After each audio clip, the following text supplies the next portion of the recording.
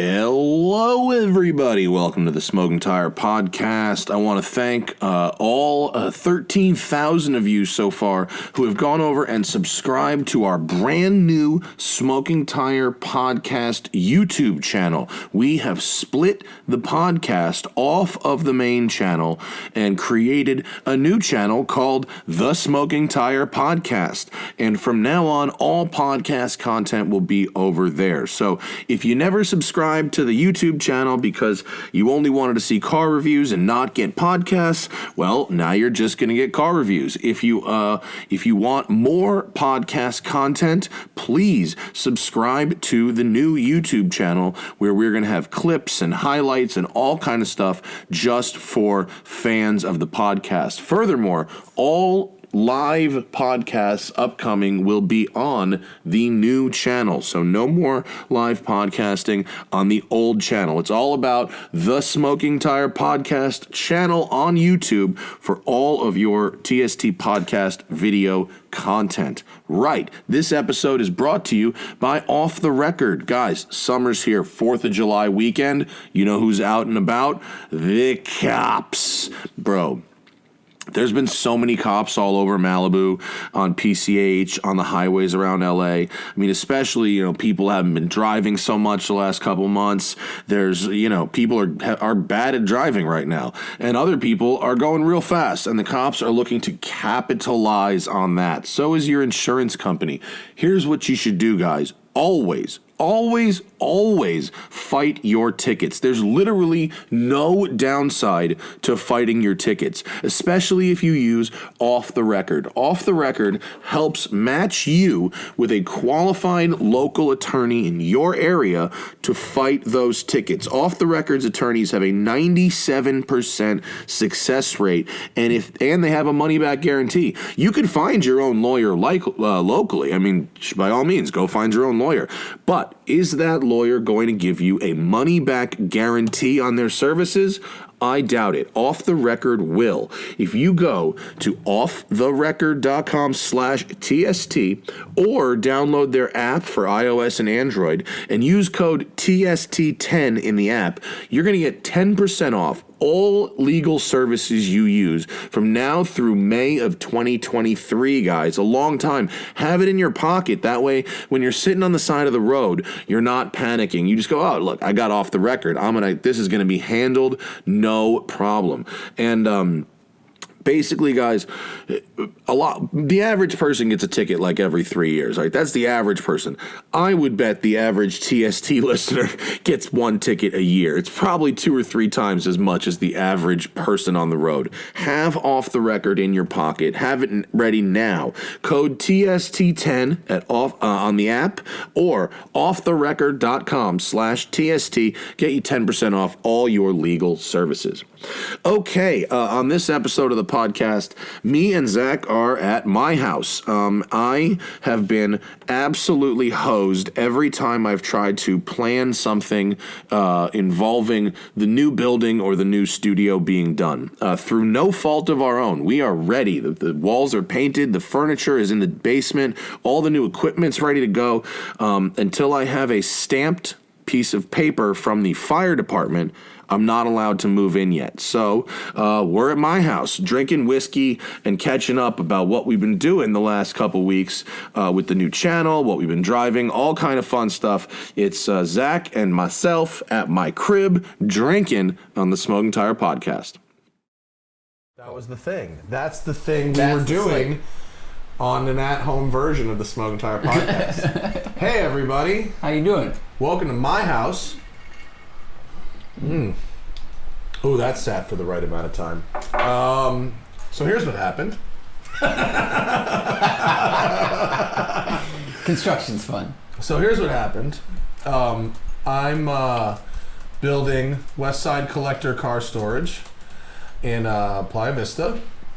And basically what happened was we closed our old studio because I was told that our new studio would be ready. We broke up with the girl, and then the other girl didn't break up with her man. Correct. Yeah, that happened basically. it just wasn't accurate. Our studio, we don't have the thing, like we have it, like we have the things. We have we have painted walls, we have power, we have central air, we have Wi-Fi, we have doors and windows that lock and open and close. Our studio is the only part of West Side that is actually painted the color it's going to be. Like the painters, stunt driver Sarah, her side hustle, along with this dude Webb Bland, is interior decorating. Sick. They're sick. Because Sarah was an art major, if I recall correctly, in college, like undergrad. So she's an amazing painter. Yeah, very good maybe. Visually. Trims 440 on Instagram. But yeah, she is a very good painter. I should be prepared with this one. So basically, they're going to be decorating, sprucing up a bit, the lounge and one of the other areas, right? Yes, well, all of the inside areas they're doing. And so I was worried that we were going to be like open while they're decorating. So the good news is we're not open while they're decorating. They're decorating now, and we're not open yet.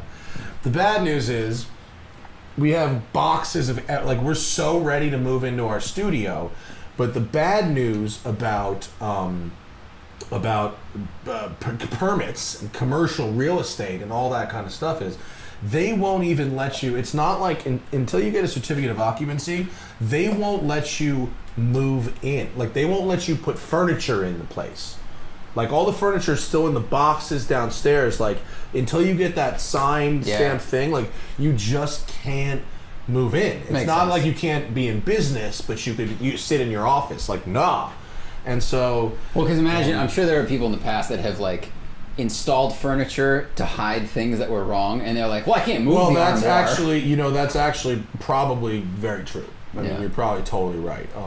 We've got these racks. They're like ready to put cars in, but like no permit, can't put cars in. Like we've got, but so I don't really know what we're gonna do about the podcast in the interim. I mean, there's this. This isn't bad. This isn't bad, but like, can we have guests over to the crib and kick it old school? Is that like what we're gonna do? Is we're gonna do not live, just kicking it old school at the crib? I think we can for a little bit. We can have some distance here and have the air flowing. Oh, I went to a restaurant today for lunch, and they let people sit inside. You just had to be like spaced out a little bit. Yeah. They had fans on. The fan. I figured, fans would be a big thing. Overhead fan. Actually, we can't really have like a grand opening party at West Side, but one of the things that like makes me think like maybe we could do something is the fans are so powerful that it's really like negative pressure. Like when you open the doors, like there's real suction on the doors. And so like I kind of want to make a video. Like I kind of want to get a fog machine actually, and just crank a fog machine and like cover the floor with fog, and then just turn the fan on. Totally. And just watch it go. Yeah. Which I think, or dry ice. Or I think that would be kind of awesome. That'd be really cool. Yeah, like we need to get like. Can you get one of those skydiver like chalk Like I want things a that billows out? commercial grade fog machine, like a real. Like they use on a movie for a swamp. Yeah. Like we need to get like stuntman Tom. Oh, dude, an Osprey. There's an Osprey flying by the house right now. Whoa. Isn't that what that is? Yep. An Osprey, the twin rotor guy? Yeah, they can take off vertically and then propel forward. There's, we live at the beach here. It's quite nice, and there's all kind of interesting aircraft. Well, there's a lot of them based out of, was it Pena down in San Diego? So if you live in San Diego, those things are flying around all the time. Oh yeah, if you live like by Pendleton or anything. Pendleton, that's what it is. Pendleton, yeah. What did you say, Pena? I said Pena. Michael Pena. Michael Very Pena, funny. good actor. He owns an Osprey. Yeah. So, but anyway, so it's the Smoking Tire podcast from home. So here we are. I mean, it's not so bad. But we got the bar. I mean, the bar is better than the old studio. Very true, bro. So is the breeze. Can we talk about the fact that I, for the first time in my life, got a security deposit back at our old studio? 100% of our security deposit. I've never. I've had maybe five rental apartments in my adult life before buying this house, and then that office. And I have never in my life gotten a dime of security deposit back. Man, All of it. Our landlord John there is like one of the greatest people. He is so nice, He good rules. dentist, Yeah. friendly, and then he's fair. He's like, yeah, sure. So I mean that, and then Wow. Hannah, who's just the most rock star, literally like sold everything. She Like, did. everything in there. Like we didn't have to move anything out. We didn't It was want incredibly to. helpful She for her to just- just like take the oh. reins and just took photos of everything next door. Facebook marketed the shit out of it. And Amazing. It just all went away. It went away so fast. People will buy anything. Like, Yeah. And it's not that they're buying garbage. It's this, you look at it and you go, well, who's going to want these foam panels from the side of a wall? It's like somebody Yeah, has an I mean, idea. I think the weirdest things that we sold PlayStation 3 no cables. That was a weird one. You can buy cables on eBay. That one You was really a struggle. can. That guy got really lost coming to the beach. Like he got really lost. He ended up Dude, somewhere really far away. I had to buy a cable once for like a printer, and I went and found it on eBay. The Yeah. markup, because they know. Oh, for you obsolete cables? You need a cable. Yeah. They're like, oh, you need the 3-prong thing? The Yeah, one that yeah. is made for everything, but I put your thing in the title, $30. Yeah. I swear, man, I couldn't believe it. I sold our old PreSonus to my physical therapist. He's going to make a podcast. And then I sold our coffee cart to my trainer. But what was the weirdest thing in the office that we sold? I don't know if there was anything. Cabinet? The cabinet? Yeah, I mean, shaking cabinet, apart. weird old furniture, like old photography gear, like all the GoPro Mustang mounts. painting. Oh yeah, a Mustang painting. You know, the Mustang painting, which was sort of like falling apart. It kind of came apart. We sold to somebody. Didn't know them. They didn't know who I was. Our friend Brian Creedon, the car shrink, later that day sends me a picture. Look what my friend who works at Tesla just bought. It's the painting. No way. Oh my God. The LA car world is so small. And then this dude, Bill, the weirdest thing we sold was an Alex Roy Team Polizei vinyl banner, 20 That's the feet weirdest by thing. 4. That's the weirdest. From when he sponsored the race car, the GT3 race car. Right. So it was a GT3 Team Polizei banner. What is the market for that? For essentially a fictional racing team.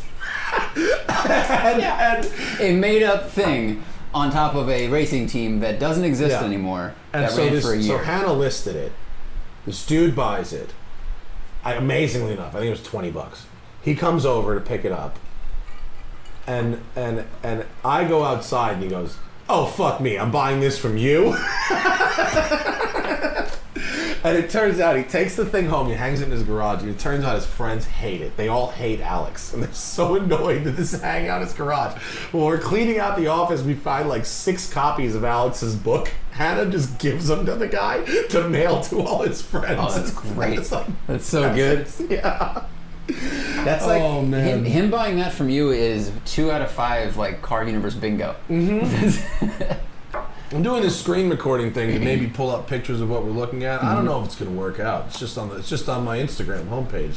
Well, I mean, it will. It will when we think of We'll something. use 5 minutes of that. Right. But we'll record for Right. an hour. But Yeah. it is helpful. How hot is it running? Not bad. No, it's fine. Oh, nice. It's okay. This is a 2013 MacBook Pro 13-inch that has required 1 battery replacement, and that is it in the 7 years I've had it. It's an amazing, amazing machine. Did you get an Apple battery or No. I I got an eBay Vinny Russo installed battery. Okay, I did one of those too, and then the fans were good for about a month, and then they started just turning on all the time. Yeah, this one's we're due for one of these guys. Zach just got the new one. Yeah. And I'm due for the new 13. I think I'm going to get the new 13, but we need to see what the studio needs first. So okay, Yes.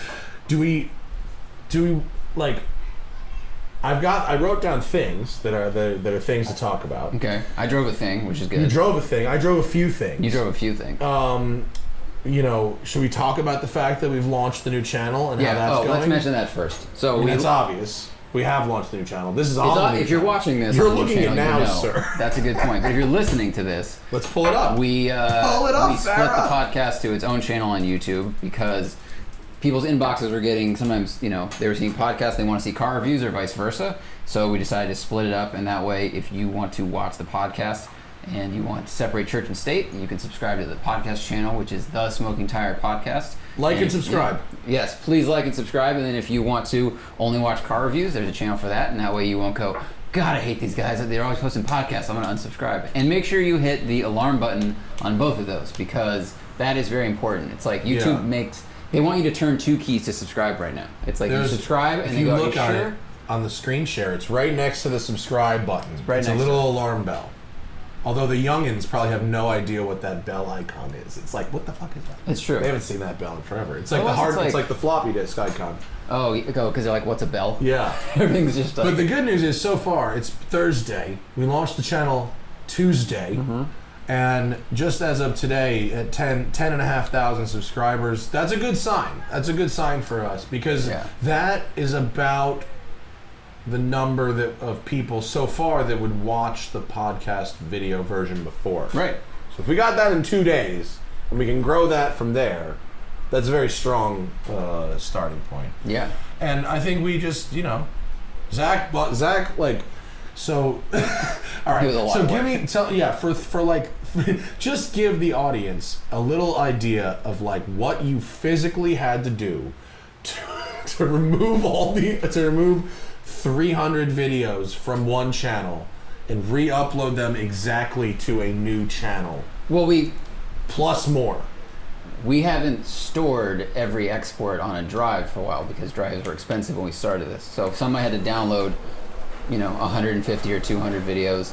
Basically, download 200 videos, download 300 audio shows, which I then exported with our new logo, and then upload all of them and transfer all the titles, tags, and descriptions from the 281 videos we had on the old channel to the new channel. So I've never been so familiar with copy and paste. Like my C key is blank now. Yeah, people when I learned when Tom Morningstar taught me to edit, I was like, I don't know, I'm kind of intimidated by this. He's like, have you used the copy paste function? And I was like, I'm familiar with this function. And he's like, you are copying and pasting, my friend. Prepare. And editing on a laptop gave me carpal tunnel. Edit with a fucking mouse, by the way. Yeah, the mouse is so key. But for the record, here's me paying Zack for doing all of it. It was a lot. It was a ton of work. It's a ton of work. But it's really good. I really am happy with that we did it, and I think it's a good idea. And I hope that the viewers appreciate it too. Yeah, I mean, and the real question is do we then go another step and do a separate channel for clips? And you said you said maybe yes. I think maybe no. I'm not going to bother Joe Rogan on this one, and I've learned that even if... Did I talk about why I want to punch Joe Rogan in the face? No, but I wouldn't. No, I wouldn't. But I mean this in a friendly way. Yeah. So we, in the off season, as we'll call it, the last 3 weeks that we've been trickling out content and not making any, we signed with Public Media Marketing, PMM, which was hooked up by Tom Segura, who is the fucking man. Yeah. Apparently he plugged us on Hot Ones today. Yeah. Did you watch Hot it? Ones? I didn't watch it. I've watched Hot Ones before. I didn't watch this one. I didn't either. I will. But well, shout out to fucking Tom Segura. You're the man. Cheers, Tom. I've been on a few drives with Tom, and it's been very fun. Yeah. He's very chill. He's a good driver. And I'm sure his butthole is hurting right now because of Hot Ones, but in 2 days... I kind of want to go on Hot Ones. Am I famous enough to go on Hot Ones? I think it'd be fun. I'll ask Tom to hook that up. He's a good connector. So we put him in a McLaren. He gave us ad sales people. I think we came out ahead in that deal. So he hooked us up. So we've got new ad representation. So you're going to start seeing some new podcast ads, which is great. For quite a bit more money, which is great. Very. Cha-ching. And so that's a housekeeping item while in the off season. Where was I going with that? I don't know. We're just bragging about the money we're making from it. It's not the money. It's just that I think that it's a good way. Like, we got really, really squeezed in March and April, and smaller companies that were not that were confident in us, but not necessarily having flush with cash all the time. They pulled things in, as a lot of companies did, and so I think it's a good sign. It's not, I'm not just trying to brag, but like we have a new representation that believes in what we're doing. Yeah. We have a new YouTube channel. We have and the new representation is already booking spots, which is great. Well, it's another step of validation. I think that what we've been doing for 9 years is good because it's a representation which we haven't had in this form before, and that's really, really cool. Yeah, and shout out to Segura who made that happen. Why I want to punch Joe Rogan in the face. That's where we were going with this, because they represent Joe. PMM represents Joe. What? Is my phone buzzing? It was. Never mind. I mean, maybe out in the other room. They represent Joe.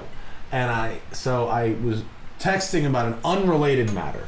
And I said, by the way, I signed with PMM. And he goes, who's that? And I go, oh God, did we get screwed? Did we get hosed? And I go to their website and right at the top, Joe Rogan Experience. And I send him a screenshot. I go, oh. And he goes, oh, are they the ad sales guys? And I go, you don't even know. You don't even know the name of your own. And I texted Segura and I go, does Joe? And I go, is it normal that Joe doesn't? And he goes, no, he doesn't know. And one of the ways that he has been successful is by he blocks all of that shit out. The details are completely irrelevant. All that matters is the conversation on the show. And the guests, and continue that, and all the other people just handle all the other things. But to not know the name of your ad sales company is like, oh my God, that's the level, right? They send the diamonds, right? They're the people that. Yeah. That's like when I asked Jerry Seinfeld how rich you have to be to stop counting, and he said 1998.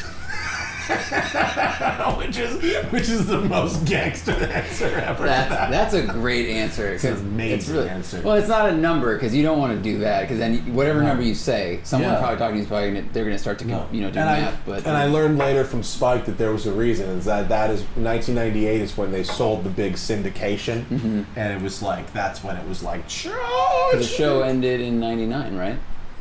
Or did it end before? I think it's like that. 99, 2000? I think it was before. I think it was before that. 97, 98 maybe it ended. I don't know.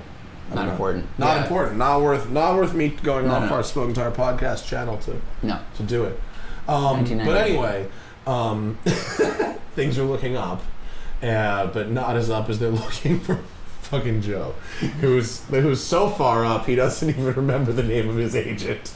Good for him. I mean, he's very good at the interview thing, and like the guests are so varied. Yeah, it's really fascinating to see like the popularity of a show that has that broad of an interest. I guess it is. Like, well, I think it shows that people have an appetite for both very, very short and very, very long form content. And that's good for us. I think our long form content benefits from that. You want to know a lesson I learned last week for the second time? Whenever something's rattling underneath a car, the tendency is to go under the car. A little rattle, some kind of rattle, maybe a little metallic rattle. Sometimes you hear a little rattle. The Delica had a little rattle, right? It's a heat shield or something. How often have you said that or heard someone say that? It's just like a heat shield or something. I've said that to myself. There's a heat shield, whatever. You said it on camera. I remember. I edited that video. You're like, I think it's a heat shield. Oh, in the Delica? Yeah. So I said that. So that's how long it's been going on. And I said in the Mercedes, remember the SL? There was a rattle, and I was like, it's got to be a fucking heat shield or something. Both times couldn't have been more wrong. So non-catastrophic. But the Delica, as it turns out, there are two long bolts that hold on the alternator bracket, and I think can I do this without might be no, don't. I hope that doesn't show anybody's phone number. I wanted to pull up a picture that I had, but I don't know if I can do it without pulling up all my texts. Oh yeah. Well, I can cut around it actually. And it's just a picture of a bolt. So basically, there's two bolts that hold the alternator to the alternator bracket. One of them had backed itself out. Not entirely. It couldn't come out all the way because there's a coolant hose there that would prevent it from coming out all the way. But there was no nut on the other end of it. And so the alternator is being held on by 1.4 bolts. And you were hearing the bolt rattle around? Because I was hearing engine's here. What I presume is the fucking entire engine rattling around, or the entire alternator rattling with the bolt. And so, diagnosed, repaired. We went to that little. We weren't. I'm not going to the place that did the major service again. That place was weird. That place was like a Ukrainian mob hangout that happened to work on a couple cars once in a while. It was really strange. You leave and they follow the YouTube DIY video on how to work on your car. Yeah, like what kind of fucking mechanics all wear Adidas tracksuits? It was really strange. And they're all smoking cigarettes while wearing Adidas tracksuits. And in theory, working on cars, but like, I don't know. You can't get those dirty. They were all really clean too. It didn't seem like that was on the up and up. But the place around here, which is called Z Expert. Oh, I know, yeah. Yeah, right. Vinny went there with the Q and with the other one. So these guys were all over it, and they fixed it for $55. And dude, it is running like I didn't know it could be so smooth. It's great. Oh, just because the rattle's gone.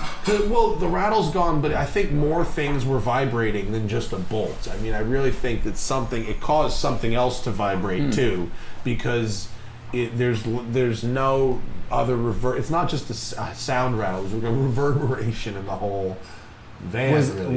Had the alternator moved from its ideal position and like the belt was slipping, so maybe it wasn't getting as much power to the various systems as it should? Yeah, I don't know. It didn't seem like that was the problem, but I think things were getting like jolted around a little bit. But so anyway, there's also like I remember when I had my car in high school, which was a '65 Pontiac. Whenever there was an absence of a problem, the serenity I felt was powerful. Right. Because I was no longer, for a moment, worried about the thing exploding. So you might go, oh, it's so nice now. Yeah, and look, we're talking about a diesel from 1991. So, like, I don't really know how smooth or rough it should be. I don't know. This is the only Delica I've really ever driven, so I don't fucking know. Right. It worked fine. It was a rattle, but it worked fine. And when you gave anything above idle, the rattle went away and it was perfectly smooth. But at idle, but I was like, okay, it's a fucking shitty old diesel. Like, of course it vibrates at idle, like duh. But actually, not really. It actually doesn't really vibrate that much. Oh my god, can you imagine really if that bolt had come out and just right into the serpentine? It could have been really bad. It's not. It's fixed. It costs no money to fix. And the people at Z Expert on Venice were really, really cool. And I'm glad they're right there. I mean, it's like 2 miles from here. It's fantastic. This speaks to the benefit of having the front mid-engine, because you can hear what's going. Like if that engine was up in the front, you might not have heard that. Yeah. But it's running beautifully right now. But we put it away. But that's the second time. The last time I heard the rattle and thought it was a heat shield on the Mercedes SL that I had, the silver one. It turned out that one of the catalytic converters had been like struck by like a rock on the road or something and completely like disintegrated. And it was actually like, catalytic converter material like in there, like just loose. And I was once driving through Buellton coming back to LA in my Crown Vic at like 10 at night, and all of a sudden I hear what sounds like an exhaust leak, which I've had plenty of experience with owning an old car. And I pull off the side of the road, and I'm listening to it, and I call Musto, and I'm like, Musto, what is this sound? Like, I don't know what's going on. I think I just cracked it, like an exhaust manifold or the fucking muffler fell off. And he's listening to it, and he's like, okay, look in the engine, get a flashlight, and I'm in this like, I'm not good at looking for things in general. Like if it's right in front of me, I might not see it, but I'm panicked. I'm on the side of the road. It's nighttime, and I give up. I call AAA. I get it towed back, and later it's that the spark plug had been shot out of. Oh the yeah, head. and you're hearing the thing going. Yeah, and when I looked at it later, I could see a hole in the head. I could see the piston, but when I went there with a flashlight, I didn't notice this giant hole that was going and just shooting air out. I've had that before. That was my heat shield. I had a similar thing with the Mustang, I think, where I shot a spark plug out in the same manner. You have to get the helicoil put in, and Yeah. they like cement it back in there. Oh, you know what? No, I had with the Countach. Thank God Vinny Russo was here. With the Countach, I fired it up once when I first had it after the service, and it did what sounded like a big backfire, like a bang. Whoa, that don't sound right. And then it immediately after that sounded like it was missing a cylinder. Like there's something drops, And we popped and looked at it. Well, a spark plug. It turned out that one of them maybe wasn't, torqued down properly and had backed itself out. Oh, that's good. Okay. And, Vinny was able to be like, yeah, just put it back in. Yeah. It didn't get blown out. Right. So we had to really realize which one it was. It wasn't immediately obvious, but like... Oh, it just backed up a little bit. It backed up enough to get, to be out, but it was still, kind of hanging in the hole. And it wasn't sparking anymore, so you weren't getting any of that explosion. And so it's just, probably combusting weird in the... It just sounded like a weird air. Yeah. Yeah, weird air. Yeah. So anyway, heat shields. Don't fall victim... Don't hear a rattle. I'm going to cross it off because we talked about it. Don't listen to a rattle in your car. It's probably just a heat shield. Sometimes it's a buzz. It's a buzz. Right. Yeah. Then it's probably a heat shield, maybe. You also, one of the things that, amateur home tuners do is take heat shields off. It's usually a bad idea. It is. You usually shouldn't do it. It causes... They're there for a reason, and they just look like little flimsy pieces of metal, but that does a lot. I remember the Subi community doing that when we put downpipes on, and I say we because I did it, and then someone was like, you can just... They did it because it wouldn't fit over the downpipe. They're like, well, the stock one doesn't fit, you don't need it anyway. And someone's like, well, if you cut this back part off, it fits, and then it blocks heat from your hood and other things. And people were like, yeah, but then I can't see the downpipe. I'm like, all right, but what do you... But then How often do you look at it? I need to show off my downpipe. Right. No one cares for that long, And the heat management is very important. But it turns blue. Right, yeah, it turns blue. And everybody opens it, and I can point it and go, that's the one I have. And everyone goes, yep, I've seen that one before. Yep, that's the one. I confirm that you do have a cop. The picture in Jags looks just like that. Yeah, that matches the description, sir. Very good job. Redundant badging, sir. Let's see. Speaking of redundant badging, we can get to that in a little bit. Can we get to it now? We'll forget. So I drove this Roush truck. Oh, yes. And as you and I both know, it's called a Roush F-150 5.11. 5.11? Tactical edition. Oh, boy. Right. So as we know from driving Roush Mustangs, they like to tell you that it's a Roush because they put a lot of badges and stickers on it. Who wins that? Shelby or Roush? The Shelby Raptor had 19 or 20 badges on it. I think Shelby wins that. This had 5 on the outside and God, they have made the F-150 so tall. It's enormous, isn't it? Is this it? This black one? That is it. And it's in person. It actually just looks like a nice lift. Like it's only like a 2-inch lift. It's got Roush / Fox 2.0 shocks on it, so it has different coils and shocks in the front, different shocks in the back. Still leaf spring, and 5-liter V8 engine. 5-liter V8, supercharged. 650 horsepower. Yeah. Dude, but how cool is it that you can buy a car, like Ford's V8, you turn it up 50%, and they sell it with a warranty. That's ridiculous. And actually, that's not even that, that's a fairly conservative blower tune for that engine. Yeah. There's companies that are selling them with even, I think Roush sells it with 700 on a Mustang. But it's pretty cool. It is pretty cool. That'll work. Okay, so is it supposed to be an alternative to a Raptor? A V8 alternative to a Raptor? Not really. It's more like it's like a performance half off-road truck. Like a Raptor is a hardcore desert truck. It can race. It's got the Raptor's more comfortable. The shocks feel softer, but that's why Raptors are terrible for towing. So this still has the stiff leaf springs in the back. Still rides a bit stiff in the back. This is kind of like if you just want something fun. That's what I took from it. It's a hoot. Like driving a truck with this much horsepower that does burnouts even with traction control on is a riot. Yes. But I understand it's that. $30,000 over whatever truck you put it on. So it's like $90,000. It's $94,000 truck. Holy shit. Now the F-150 is like it's got heated cooled seats everywhere. It has all the stuff. Like trucks are expensive. Yeah. The problem I have with it is that the Roush performance stuff, like the blower, the springs, the wheels and suspension, you can get from Roush for $15,000. Right. It's all the extra garbage they glue onto it and the branding. It's this 511 stuff. It's like it's a limited edition truck, and 511 they make like EMT uniforms and fire uniforms and military clothing and it's tactical stuff. Truck. They didn't make the truck. Well, here's what I'm looking at. It comes with this. It comes with a 511 tactical gear kit, which includes a certificate of authenticity, hard case holding a multi-tool, a spare key fob, a custom tactical pen, multi-tool money clip, tactical duffel bag featuring Roush logo and tactical branding, a range hat, and USA flag patch. Yeah, I mean, that's pretty much, your conclusion is pretty much what I concluded about the Mustangs. These guys make pretty legitimate performance parts. They go racing, at least with the Mustangs and stuff. I don't think they raced the trucks. I don't think so. Are they involved in Baja? I don't know. But I mean, they have their performance creds are pretty much there as far as making power and stuff like that. But then they glue a bunch of stuff on.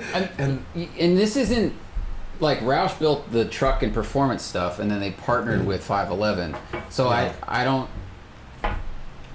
I just think like I don't know. I don't really see any stuff. You can cut the price, and the only thing that they kind of glue on is the fender flares, which are plastic, and I hate because they look plastic. And on the way home, I saw numerous Tacomas that also have plastic fender flares, but they're painted body color and they're shiny. Yeah. But when you have the kind of gray matte, it looks like bare plastic. Like the base and every model crossover version. does it now. Yeah. And unless you get the thing cheap. in black, it's not going to look right. This truck was black and it still looks different. Really? Yeah. Okay. In the pictures, it's not so bad, but these are good pictures. It's a hoot. I mean, dude, it's like sitting. Did you drive on dirt? No, there was no dirt. Where did you go drive it? Like out Simi Valley somewhere. Really? Mm-hmm. All right. It goes fast in a straight line, and that's what it is. Very Texas. It's very Texas, yeah. And it's very comfy, nice, and fast. But you don't get the Raptor seat. The Raptor gets the good seats. These seats are good. Oh, they are? Totally. Okay, cool. These seats fit me really good. It's very comfortable. It's just like $15,000 for a duffel bag full of stuff that you don't really need. Like, the pen wasn't in the truck because I'm not certified to operate the tactical pen. Yeah, no, shwag, there's a value to be put on shwag, but I don't know about $15K. Yeah. You want to hear some dumb shwag I almost bought? This bracelet, remember the bracelet? I mean, you've had it since I've known you. Right. But when we went to Tahiti, the clasp broke. Right. And I managed to not drop it in the ocean. Thank God. It happened from the pilot's seat. It just broke. And I was like, oh, shit. I dropped it off for repair at the Tiffany store on March 6th. Well, coronavirus, everything's closed, everything's shut down. I got it back yesterday.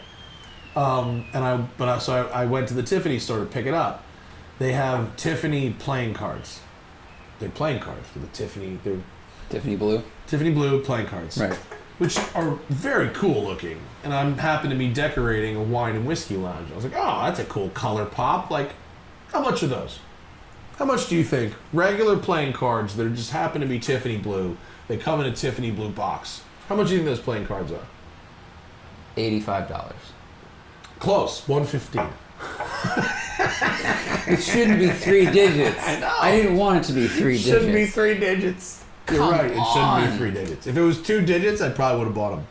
3. Because I'm stupid. I shouldn't have. I didn't buy them. This is a perfect example of the person who invented the 99 cents instead of $1 thing. Mm-hmm. That's what that is. Don't charge 16. Charge $15.99. If they were $99, I might have been like, huh.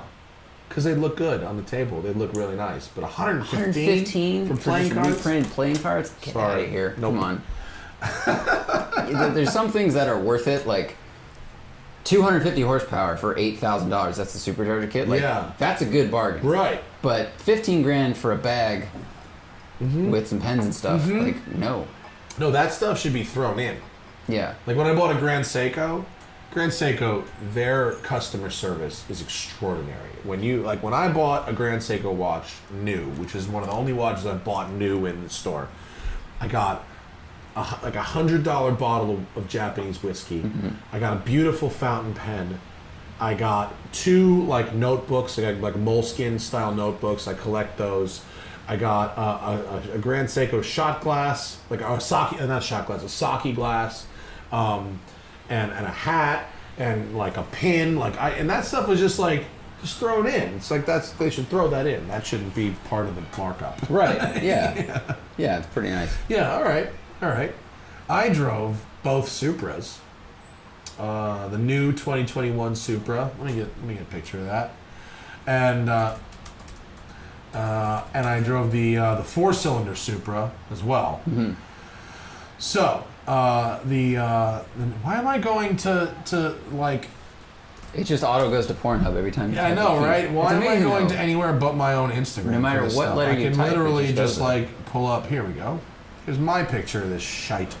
So the 3.0, the 6-cylinder Supra, has a bunch of suspension improvements, different bump stops, retuned. Wow. Anything electronic that can be retuned was retuned.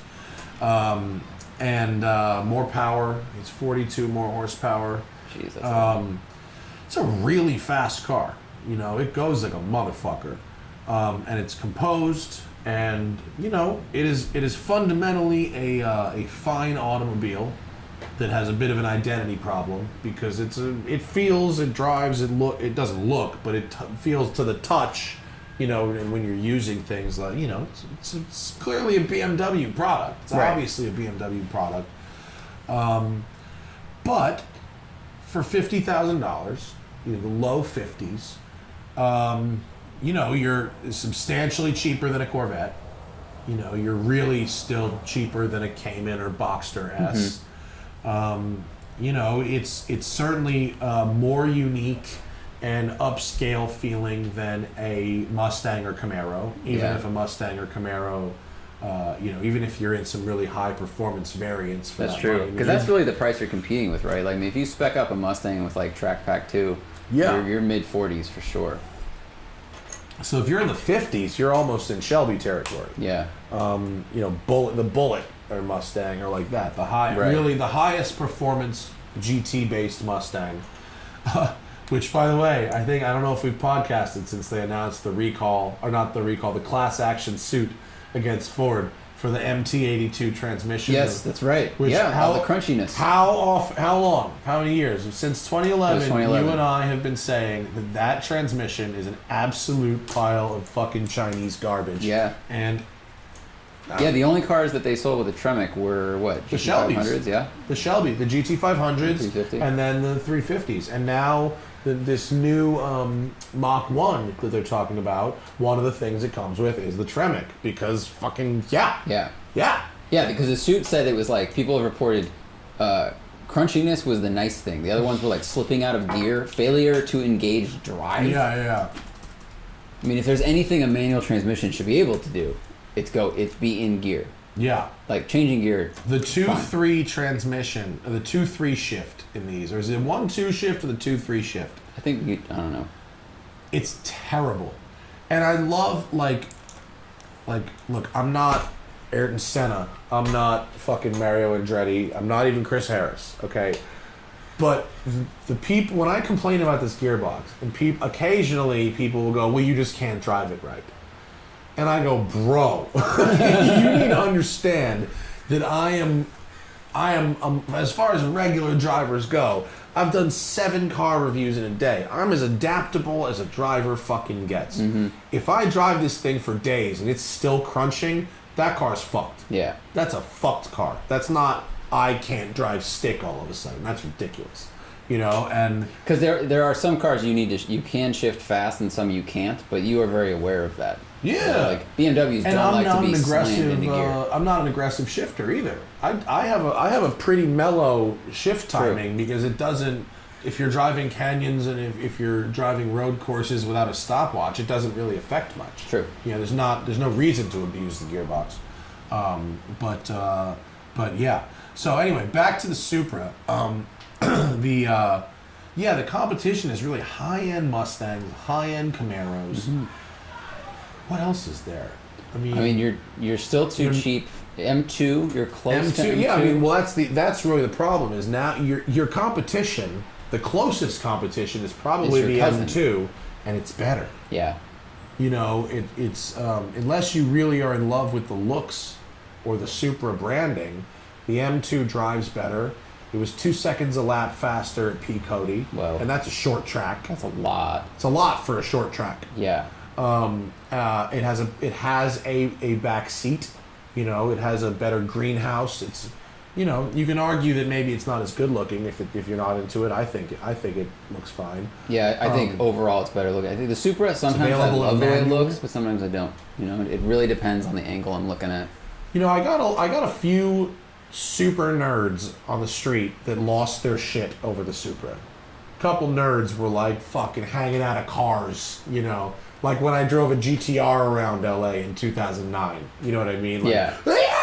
You know. I mean, the name is big. Yeah. The lore of Supra is strong. Fundamentally decent car, but it's so BMW that I just am not like that. Does it feel like when you drive it? Does it feel like you're like an M340i or like M Sport or something? Yeah, it feels like a mid-level BMW. How did this one feel compared to the first? Better. Yeah. Yeah, better. What was Better. why did they change the bump stops? That's like, It had a really weird bump steer issue. oh, is it too Yeah. stiff? Yeah, there were people that were more sensitive than I. Right. That like Randy and some other Jason, guys yeah. that are a little more sensitive than I that had more issue with it than I did. I just didn't really like how it drove. Right. I mean, I But they thought it knew drove why. okay. Yeah. I thought it drove okay, but not great. The new one certainly drives better. The new one is much more composed over uneven pavement.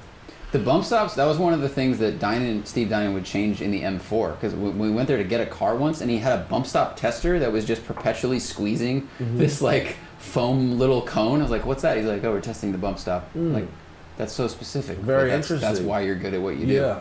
So then I drove the 4-cylinder one. Oh boy, this thing's. It's very quiet, by the way. I edited the video. Zach edited the video, so he drive-bys were knows. quite quiet. They were quiet. The drive-bys were quite quiet. This was not good. This thing, it was rough. The video is very not politically correct, but kind. The video is very kind. I didn't like this car at all. And it really feels, and I think, you know, maybe part of it was that they gave me the 6-cylinder first and then the 4-cylinder afterwards, which if I was Toyota I would never do again, ever. Yeah. It was back to back, right? Back to back. Yeah. And it's lighter. It's like 180 pounds lighter in the nose. And according to Paul and Todd from Everyday Driver, a commenter pointed this out. They removed the 2 cylinders from the front, so the entire engine is behind the axle. So it's front mid. Right. Okay, whatever. But Dude, it's like an AMG GT. right, exactly. But the power to weight is 30% worse. The engine, that 2.0 BMW engine, is allegedly tunable. Allegedly, there's power to be made there, and maybe we'll drive another one down the road where power's been made. But I mean, I'm sure It's a- Cobb is already like Yeah. hacking away at it. but it's a low revving, you know, low peak torque, low red line. You know, it's sort of like the Focus ST where you get that big punch of torque in the middle and then it dies off at $5,000. You know, and then you've got an automatic gearbox in which they say that it's the same as the bigger engine. Maybe it is, but it certainly isn't as snappy when it upshifts and downshifts, and the programming is not as good in the automatic mode. I wonder if the programming is different. The program is definitely different. Yeah. It's definitely different. That'd be a smart And- way to sell the higher end cars if you have Yeah. customer drive back to back. Yeah, the gearbox is tuned the gearbox is tuned much more like a BMW M car would do it. Like we drove the M8 and the X3M, Yeah. and we were like, oh, the ZF8 in this is like Great. it's great, right? It's like that in the good Supra, in the 6-cylinder Supra. In the 4-cylinder Supra, you're like, what's gone wrong here? And more importantly, it's just dull. It's just a dull car, and the shocks are cheap and not really. They're not adaptive anymore. The diff is not adaptive. You know, you lose the adaptive. The brakes are tiny. diff. I remember that. The brakes are really little, and you're just like if you want to get anything out of this car, you got to put a big brake kit on it. You got to put a diff in it. You got to do a bunch of stuff. Right. And by that point, you might as well have gotten the bigger one anyway. And so it seems like it's as close to a hairdresser's car Like, even a Miata is a legit... The joke about a Miata being a hairdresser's car is completely ridiculous. Right. Hairdressers don't drive Miatas. Fucking race car drivers drive Miatas. Hairdressers drive crossovers now. Yeah. Right. This is much more of a hairdresser's car. Now, it looks like the fast one. Mm-hmm. Other than the wheels being an inch smaller, it looks like the fast one. It has a crazy amount of grip. It's got the same size width front and rear tires as the big one. So it's got way more tire than it has power or brake or anything. And so it's waiting for mods, you know. Yeah, but it doesn't have that fun looseness that you got with the 86 because it was on the Prius tires. You know what I mean? So it's priced halfway between an 86 and a Supra. And if you want to tune something, at least it has a turbo. Right. So the option is there. But that's interesting. That seems like that would be their market. If you go and drive a BRZ or an FRS or whatever 86, like, I love them, but they are slow. They like, are. I It love costs them. a lot of money to get power out of them. You got a forced induction on an NA build, and now you're deep in the four figures at that point. But with that car, it's like you get a decent diff with it. The steering is great. Yeah. Like all those, they're meeting in the middle. That from the foundation of handling and steering is really good from the factory, but the power is hard to come by. And in this, the power is easy to come by, but you have to put on springs, brakes, and a diff. The steering's not that good. Yeah, and I got the bump steer issue on this one. I had the rear end do like a circle. Wow, that was like your Corvette when the end link broke. Right. Remember that? Yeah, like that. Yeah. Like 2012, we're driving down the highway, and Matt's vet around a sweeper on a highway is going like this. We're like, hey man, something your seems shit really wrong. Fucked. And he's like, yeah, your end link broke. Your shit is extremely fucked. How's our equipment looking for this? Are we doing okay? Good. The all right? battery on the audio recorder has 1 bar now. Okay. Well, when it starts blinking at us, that's when the show's over. Right. That's how it's gonna work. I think it just was it showing a different symbol when we plugged it in before? Bro, You have no idea. I don't know. It's plugged into the juice though. It should be good. I don't know. This is. Imagine spending the kind of money we just spent on equipment for a studio. It's all and here we are with a GoPro and a fucking Zoom recorder. Luckily, most of our at my audience poker table. listens to the audio. Can we talk about the best picture ever taken of a cat that I took of Finn last night? Well, Actually, I actually had it. the other cats will hear you. They're not up here. They have very I good don't know ears. why they're not. I'm actually very disappointed that my cats have not made an appearance tonight. Other thing. Let's see. The Supras. You said you drove something? Oh, that truck. The truck. I thought you have another vehicle downstairs that we'll talk about next week. We're shooting B-roll for it, so I can't. I can't comment on it. No worries. You can. Secret car. I also drove. This is not live. Fantastic. Correct. I drove the Porsche Cayenne GTS. It's a coupe, which they make it in coupe roof and regular Or roof. good roof. And coupe roof or good roof Yeah. is accurate, yeah. But look at the picture here. So coupe roof has a sport exhaust that's a center exit like a 911. Okay. Seems, yeah, you say okay, right? But you can't put a tow package on it now. You can't put a tow pack. Oh, that's a good point. You've committed to non-towing. That's a good point. And no bike rack. I mean, You most can put a bike racks roof now rack, are like not with suction cups, but yeah. But the tow package thing is a point. But so the sport exhaust is the center one. The regular exhaust is the side. Got it. If you get the good roof, both exhausts are the side. Oh. Yeah. Okay. So if you want to tow, get the good roof. Don't get the coupe. If you want to look like the coupe is like the new version of like the personal luxury coupe. It's like the Chrysler Cordoba. Like those cars. Remember those cars that were just like enormous two-door cars? They weren't sports cars. They were just enormous. Right. It's just like I am going to take up this much room. That's what these SUV coupes Yeah. are. Right. They are. Right. So having said that, and the center exhaust, by the way, center exhausts are great on a car where there's no trunk. When there's a fucking trunk, center exhausts burn your legs when you're loading and unloading things from the trunk. I learned this when I owned a John Cooper Works Mini that burned my shins twice. This vehicle smoked my compression hosiery. No way. Did it melt it? A little bit. Oh my Got gosh. a little melty up there. Wow. But Yeah, that's a great point. yeah, right?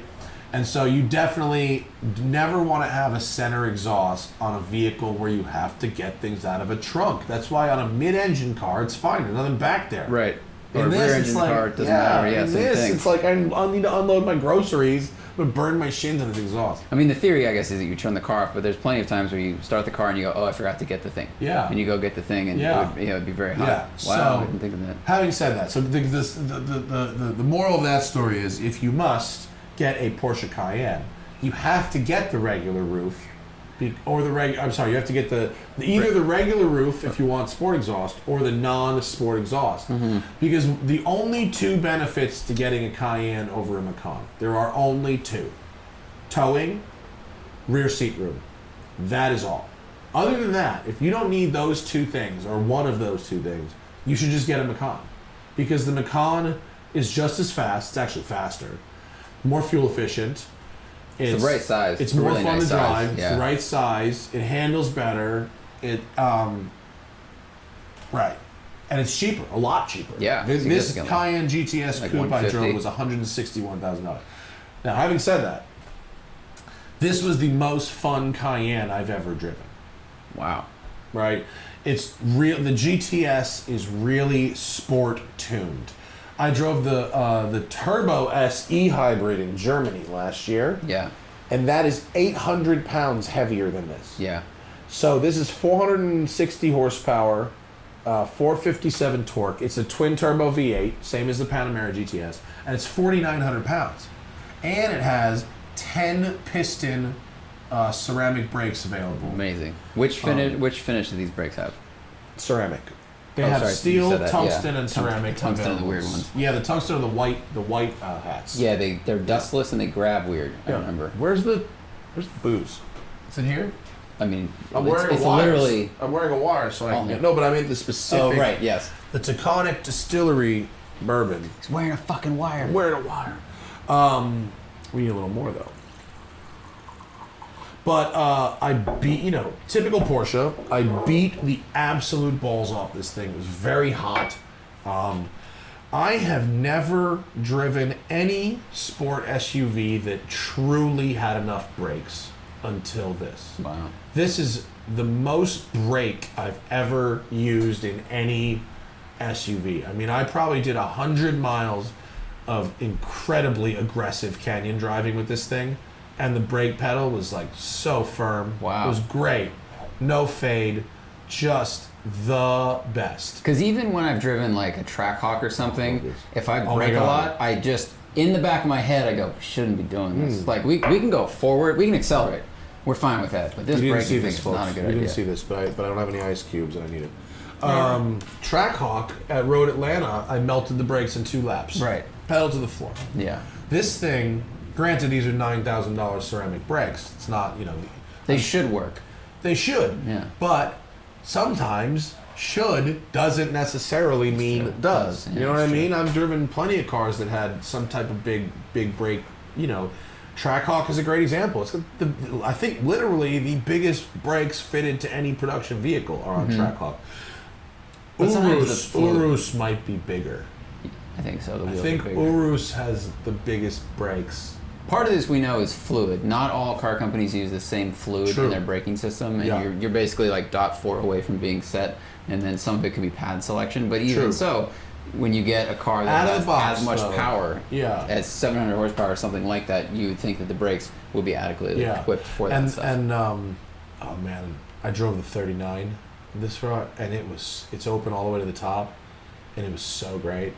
And the 39 is an interesting road because it's not very long. I think it's only 6 or 7 miles, but it climbs 4,000 feet in 6 or 7 miles. So you're really, and this is a twin turbo, but you're really putting strain, on the car.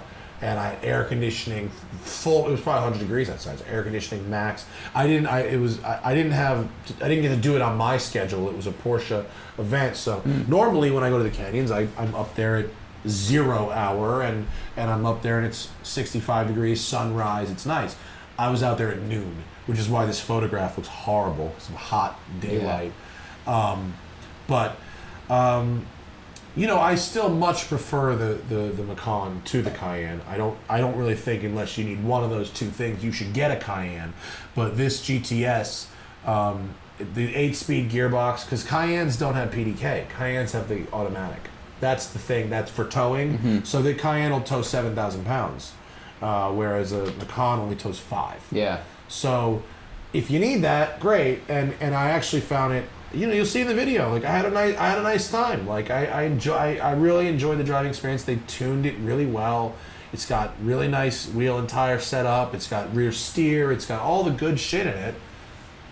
But if you don't need one of those two things, you can get a Macan for 50% less money that is even faster and more fun to drive. I mean, it really is the car for the person who likes driving and sports cars, but they have a family, and the kids are teenagers now. Like it's for that, and your spouse or you are like, we need more space. I can't shove the kids in a 911 anymore. Yeah. So you have to get this.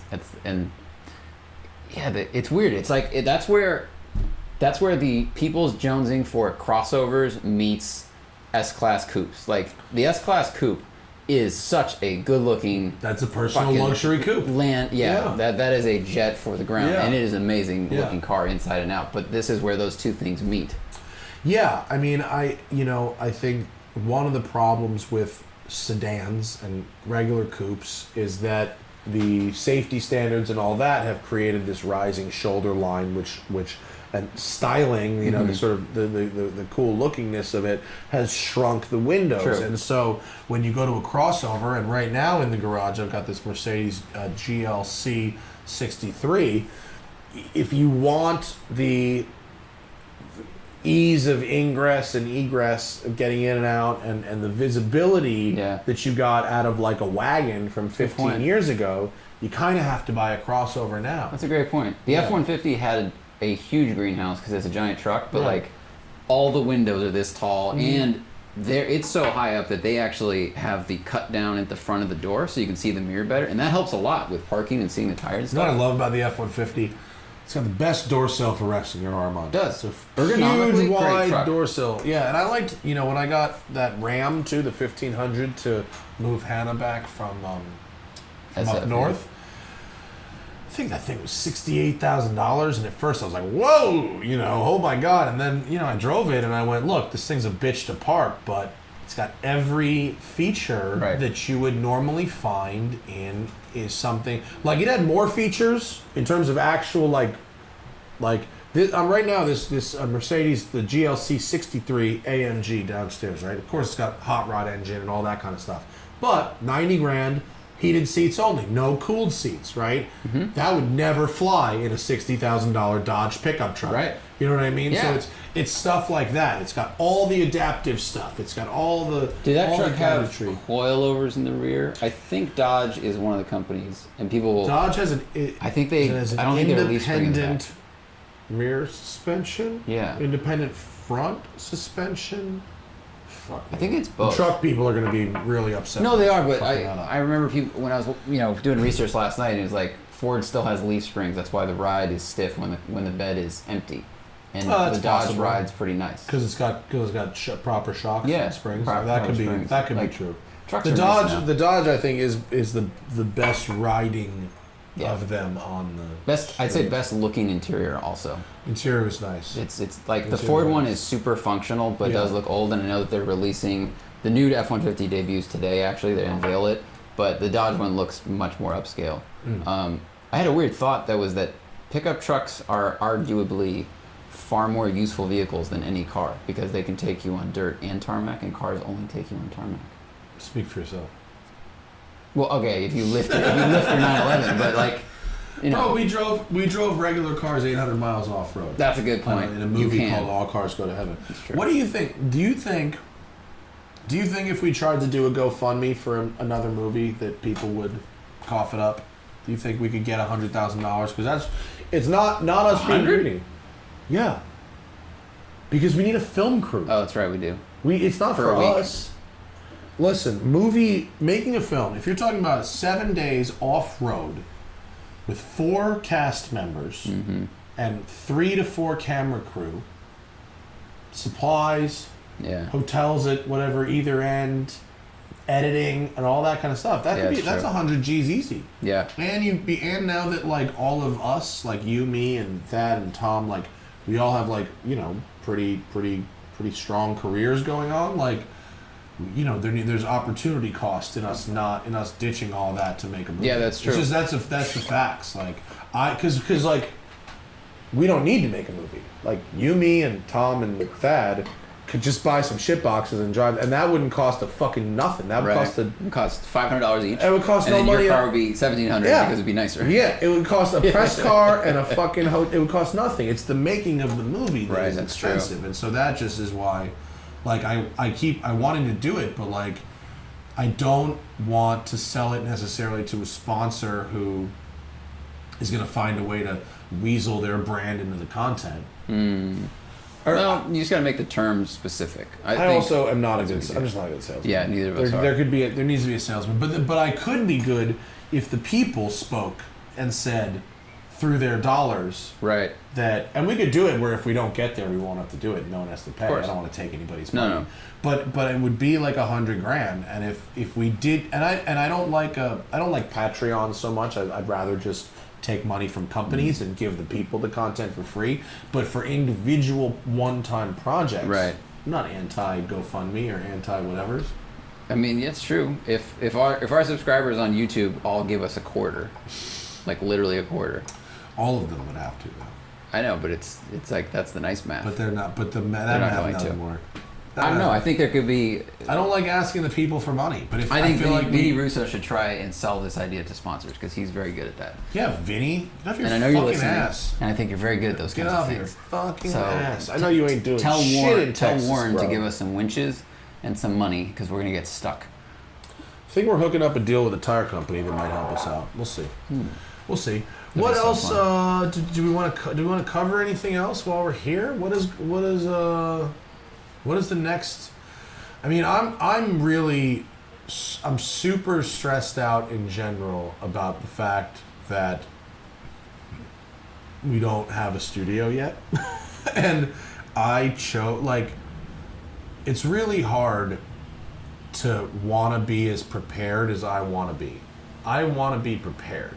You know what I mean? And so when I was told that our room would be ready by this day, and I was like, we're gonna move out of our old. We were in a studio. Like we could have waited another month. Like there was it wasn't like a lease that ended. And so there's been 4 or 5 really distinct times during the process of building this facility where my desire to be prepared has really fucked us. Well, and it's not like the end of the world. Yeah. Like we can fucking make content with this piece of shit fucking equipment if we really need to. It's not the worst thing that could happen, but it's just I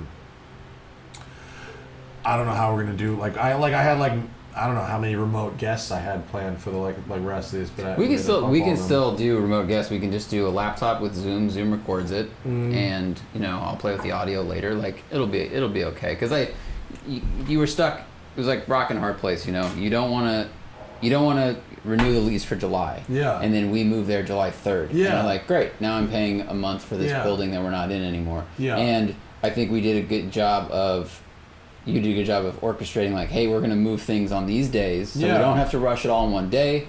It's actually going to get done. We had to sell a bunch of shit. Like, that was a two-week process, like working on weekends to get rid of all the things and pack all the things and move all the stuff.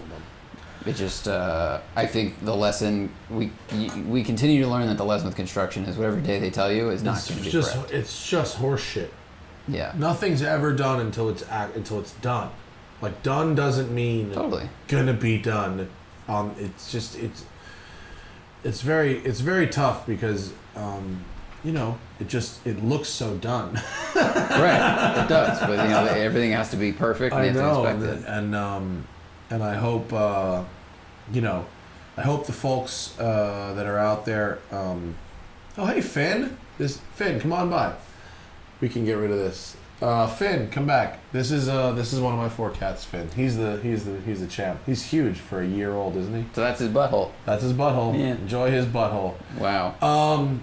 So I don't know. I think we're gonna end this show with you should please subscribe to our new podcast channel on YouTube. It's youtube.com/thesmokingtire. Oh boy, the Smoking Tire podcast. Pulling it up on the screen. All one word.